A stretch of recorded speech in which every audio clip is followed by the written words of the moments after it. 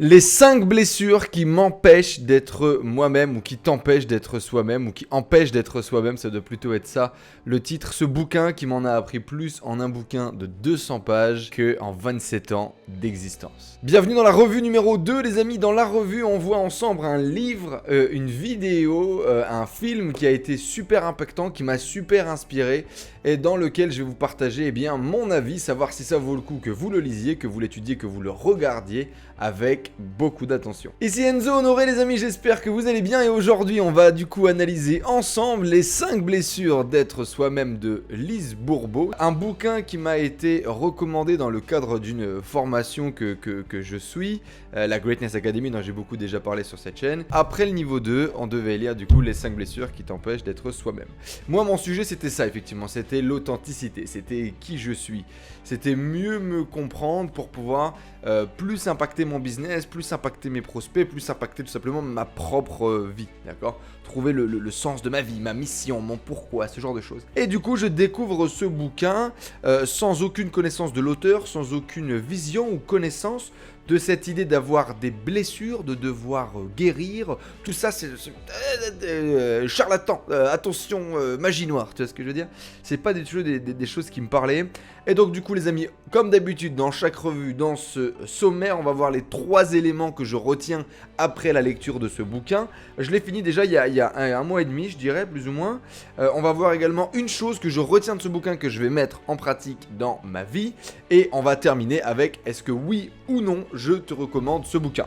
Petit bonus du coup avec les 5 blessures, je te partagerai ma blessure, d'accord, selon le bouquin, selon la théorie de l'auteur. Je te partagerai du coup ma blessure qui a été vraiment flagrant. Peut-être que déjà tu as lu le bouquin, toi n'hésitez pas à dire dans les commentaires juste en dessous quelle blessure vous pensez que j'ai. Et voilà, je vais vous donner ma blessure à la fin de cette vidéo.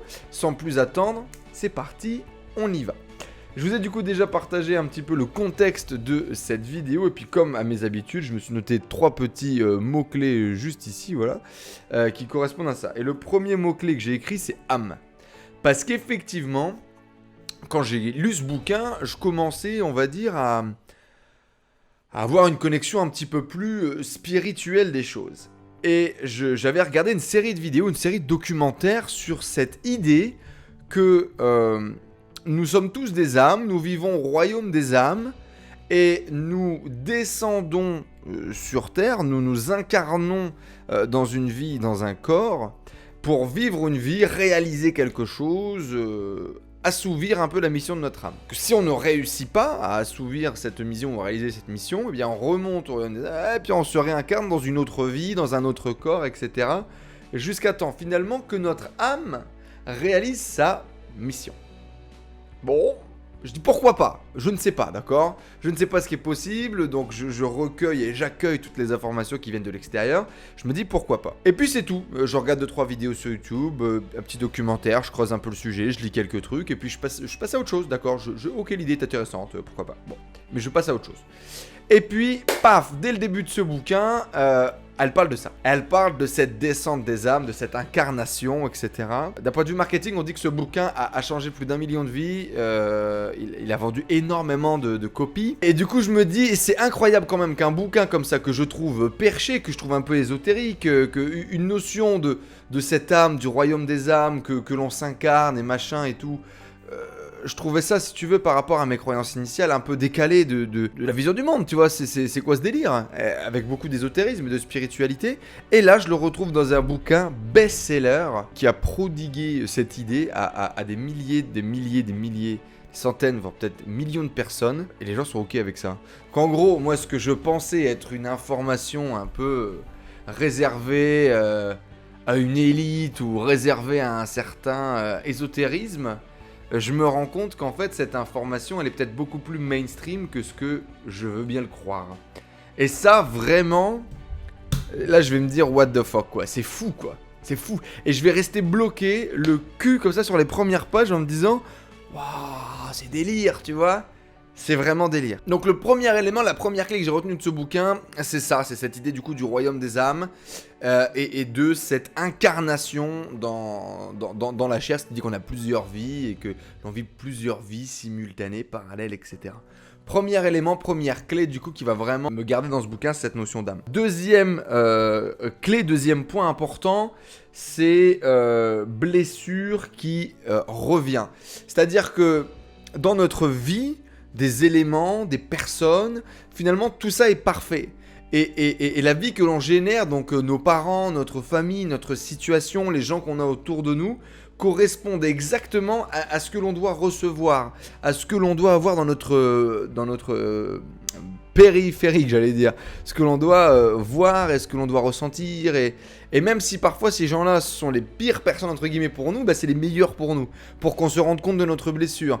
Si par exemple, tu as la blessure du rejet, tu vois, eh bien tu vas avoir une famille qui va justement peut-être incarner cette blessure du rejet. Tu vas avoir une maman peut-être même qui s'est fait rejeter ou qui te rejette pour que tu vois que tu as cette blessure-là et qu'il faut que tu travailles dessus. En gros, il y a cette idée, cette théorie que tu es né au bon endroit avec la bonne famille, même si tu t'en rends pas compte et même si tu as l'impression de pas avoir eu de chance à la loterie, tu vois. Et que quand tu ne soignes pas, quand tu ne veux pas voir ta blessure et quand tu ne veux pas travailler dessus, elle va revenir dans ta vie. Sous une autre forme, avec une autre personne, dans une autre situation, mais ça va revenir, peu importe, jusqu'à temps que tu guérisses. Et jusqu'à temps que tu l'acceptes et que tu l'embrasses et que tu vives pleinement ta blessure et sa guérison. Ça va revenir. Et effectivement, j'ai pris un peu de recul et puis j'ai vu dans ma vie, tu sais, moi j'avais des gens autour de moi qui disaient putain c'est pas possible, je suis un aimant à con, j'attire toujours ce type de personnes, j'attire toujours ce type d'événements, je me fais toujours avoir, je me fais toujours arnaquer, c'est toujours moi qui dois faire tel ou tel truc, c'est toujours moi qui conduis, c'est toujours moi qui prends les gens, puis les gens profitent toujours de moi, etc. Au bout d'un moment, pose-toi la bonne question là, s'il se passe toujours ça et que c'est toujours à toi que ça arrive ce genre de situation, qu'est-ce que toi tu provoques pour que ça se passe dans ta vie?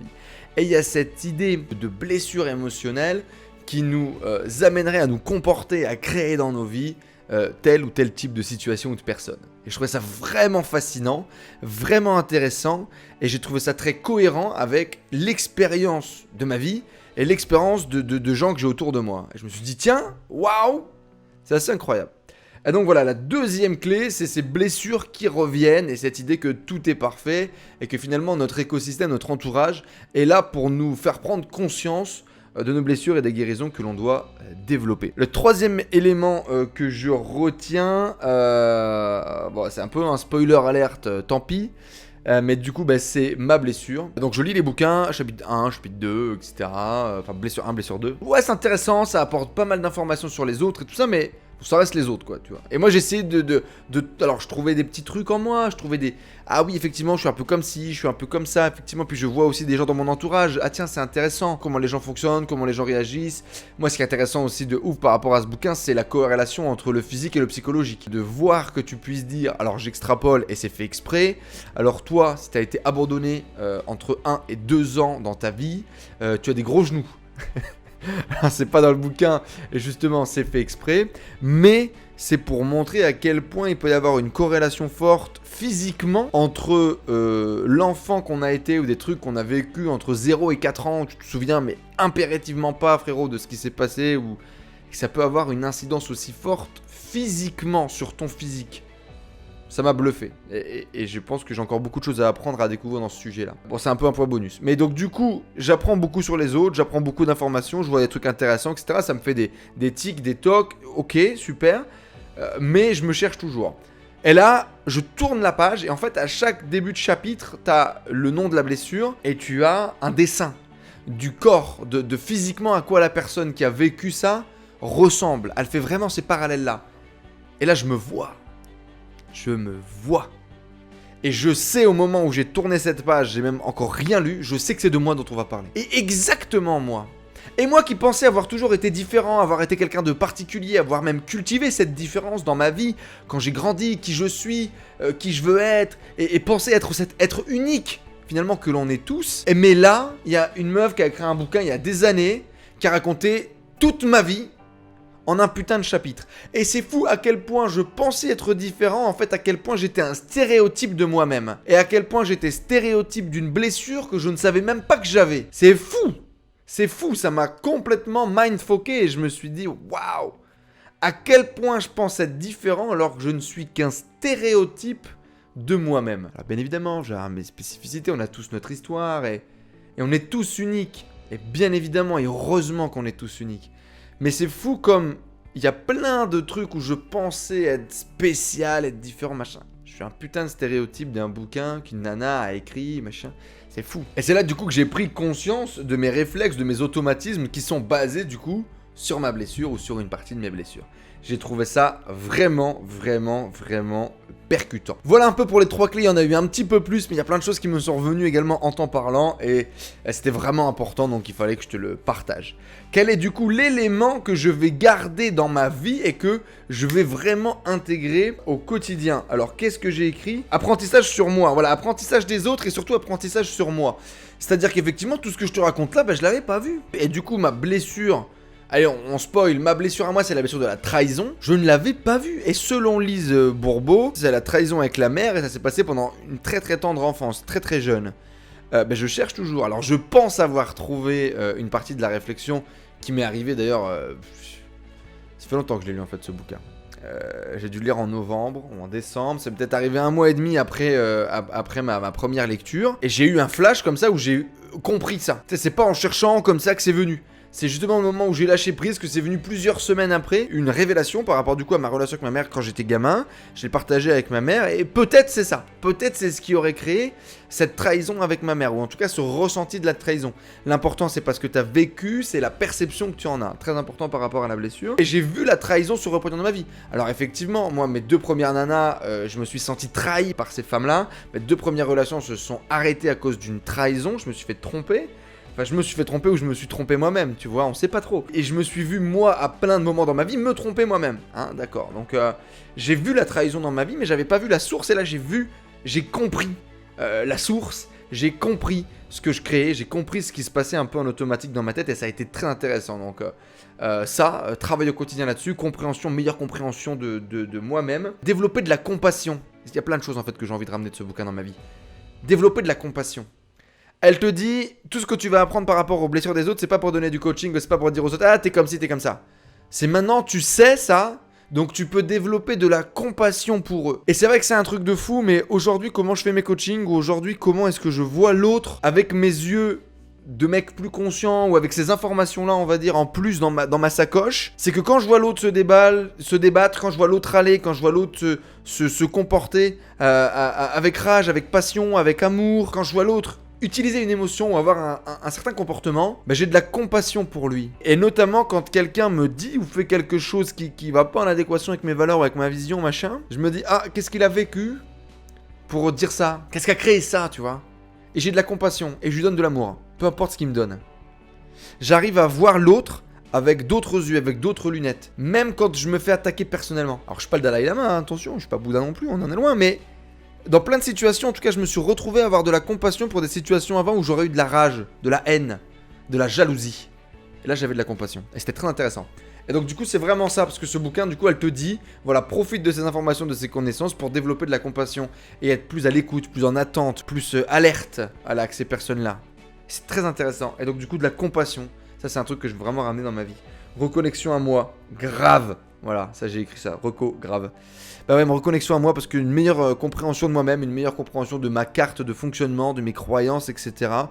Ça me permet de mieux comprendre comment je fonctionne, comment j'interagis avec moi-même et avec les autres, et de mieux me hacker aussi, tu vois, de mieux me booster, de mieux aller chercher les résultats ou les niveaux suivants. Et du coup, ça a beaucoup amélioré ma relation avec moi-même et beaucoup de ma relation avec les autres. Voilà. Est-ce que je recommande ce bouquin? Du coup, tu l'as compris, grave. Ça m'a peut-être fait économiser des années de thérapie ou des années de galère, etc. Ça a été vraiment un gros apprentissage sur moi, un gros travail sur moi-même fait en une lecture. Pas mal de confirmations, une perception différente. C'est peut-être ça en fait le plus important finalement de ce bouquin.